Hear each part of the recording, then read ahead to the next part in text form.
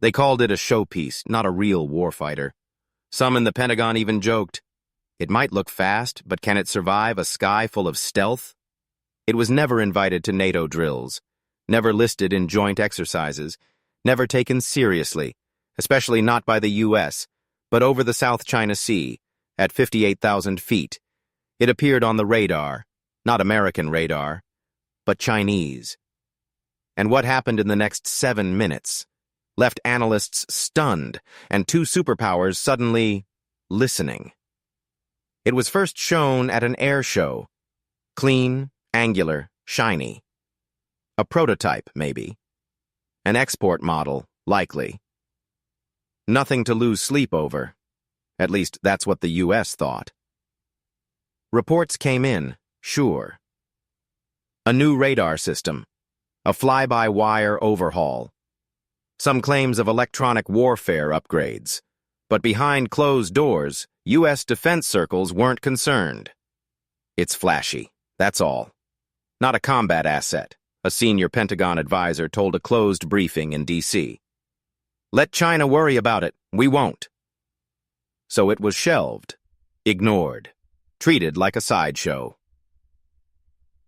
For months, the jet flew quietly in allied countries, training with lesser-known air forces, performing perfectly controlled maneuvers, but still dismissed as a third-tier toy in elite rooms. It wasn't stealth. It wasn't NATO. And it sure wasn't Raptor-grade. But it was watching and waiting. Thousands of miles away in the Western Pacific, another stage was being set. China's Air Force had started running high-altitude stealth patrols. Routine, they said. Training, they claimed. But U.S. satellites saw something else. Formations, patterns, stealth fleets, multiple J-20s, sometimes flanked by EW drones, sometimes flying alone and dangerously close to international air corridors. U.S. analysts watched with concern. China's not testing their own pilots. They're watching ours. One morning, high above disputed waters, an Amir, ICANN E-3, a wax plane picked up something strange. An aircraft signature. Not Chinese, not American, but known. It was flying clean. No stealth, but fast, controlled, unshaken. The radar tech squinted. You're not going to believe this. It's that jet. Silence filled the room. The one the U.S. had written off. The one they said wasn't combat ready. The one they never expected to be. Here. But there it was, cruising at nearly 60,000 feet, just east of Taiwan's ADIZ, heading straight toward a formation of Chinese stealth aircraft. This wasn't a mistake. It was a message. Not from the U.S., not from China, from the jet itself. It closed the distance with eerie calm, not intercepting, not threatening, but mirroring, holding altitude, holding speed. Perfect formation. One Chinese J-20 broke left, another climbed. The foreign jet matched it, smooth, graceful, without breaking radar lock. On the ground, American and Chinese analysts were both watching. Not in war rooms, in intelligence fusion centers. One junior analyst leaned in toward his screen and whispered, "I don't think they came to fight. They came to show they could fly with ghosts." In that moment, two doctrines collided. America's belief that air dominance came from exclusivity. China's belief that stealth equals supremacy. And right between them, flew a jet neither side had prepared for. Not in their playbooks, not in their exercises, not in their war games. Just flying, watching, matching. And proving that sometimes being underestimated is the most dangerous stealth of all. At that altitude, sound doesn't carry, but tension does. The three Chinese J-20s adjusted formation with chilling coordination. One dropped low, another arced high, The third held position, trailing just a few hundred meters behind the foreign jet. They weren't aiming for a lock. They were measuring. Testing. In Chinese combat protocol, this wasn't aggression. It was an evaluation. A quiet challenge masked as choreography. Let's see what you've got. On the radar screens at the U.S. Pacific Command watch floor, lines danced across a dark display. The analysts watched as the blips converged. One officer leaned closer. They're trying to box it in. The room tensed. The jet didn't have stealth. No ECM jamming, no wingman, just raw flight control, sensors, and silence. And then it moved.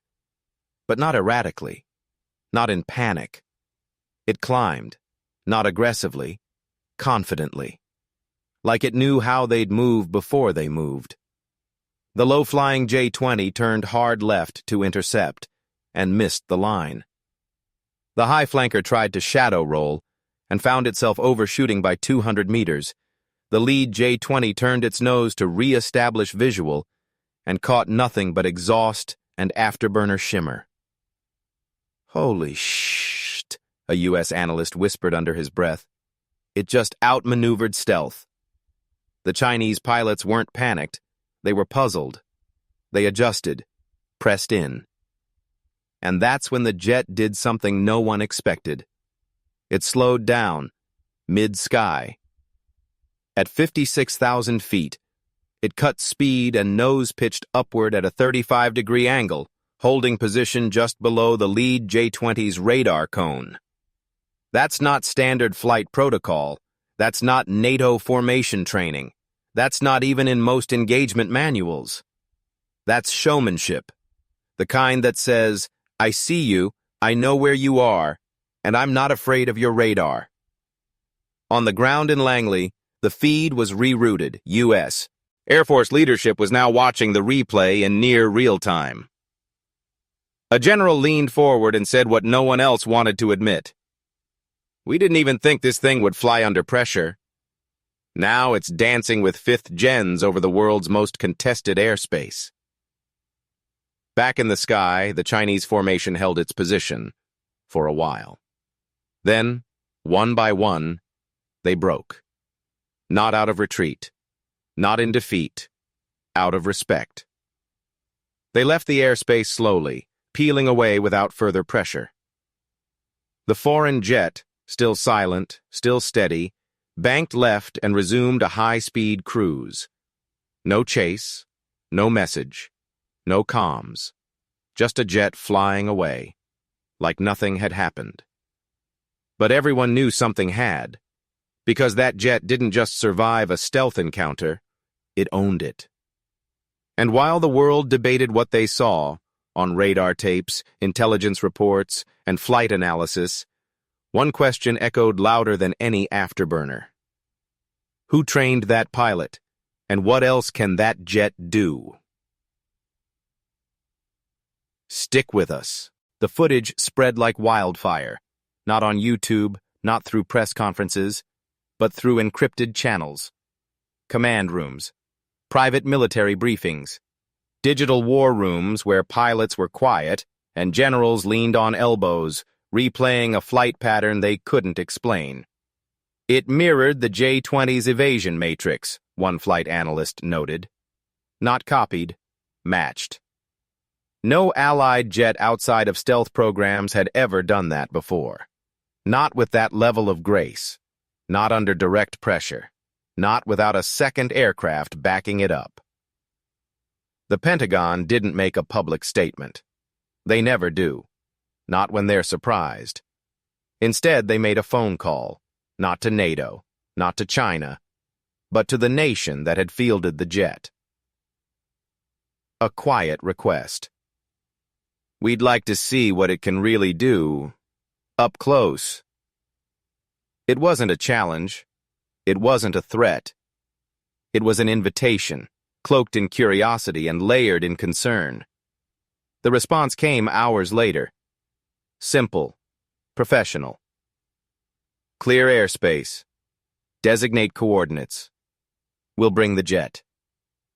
Days later, a desert airstrip in the American Southwest was cleared of all civilian activity. Radar crews were told to look the other way. Satellite tracking was scrubbed. And in the early morning light, under the surveillance of multiple AWACS and F-22s flying high above, a shape appeared, small, unmarked, silent, but unmistakable. That jet, the one they said wasn't combat ready, was back. Only this time, it was on American soil. It taxied without escort, refueled with its own crew, and taxied again to the edge of the strip, ready to fly. A team of senior U.S. Air Force observers, test pilots, and 2 DARPA engineers stood under a sun shelter, eyes locked on the runway. Let's see what it's got. What followed wasn't a performance. It was a statement. The jet took off vertically, not with thrust vectoring, but with an afterburner acceleration so fast, one of the F-35 pilots watching audibly gasped. Then came the break.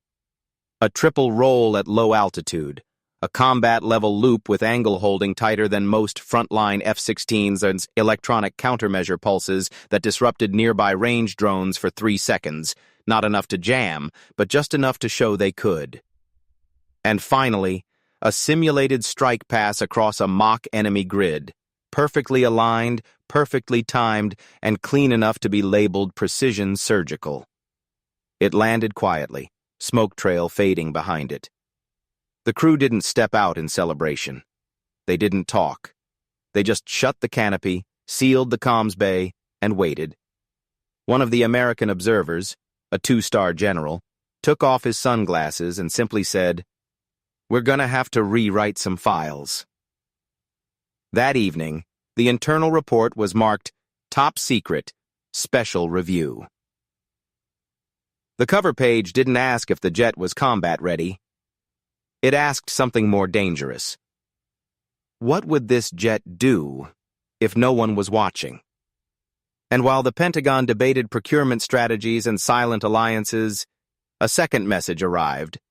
Not from the jet, not from its builders, from another country, one few expected to be watching. France. We'd like to know if that aircraft will be attending the next European war games. By the time the jet returned home, it wasn't just a plane. It was a phenomenon. A classified report passed through 3 continents, briefed to defense ministers in whispers, printed in black folders with no logos, just a single code name. Spectre Class Observer 1. No one was supposed to know it existed. But now, no one could afford to ignore it. In Paris, the French Defense Committee called an emergency review of their Rafale export strategy. One advisor spoke bluntly.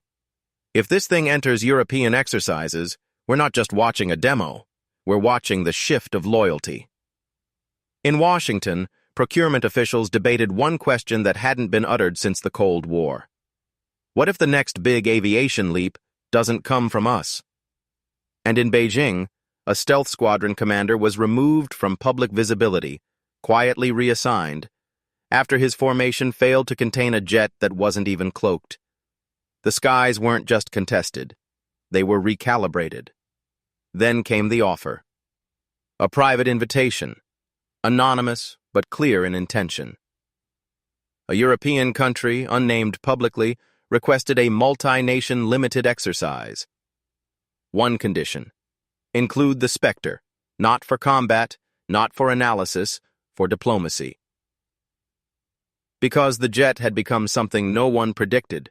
Not a weapon, not a deterrent, but a test.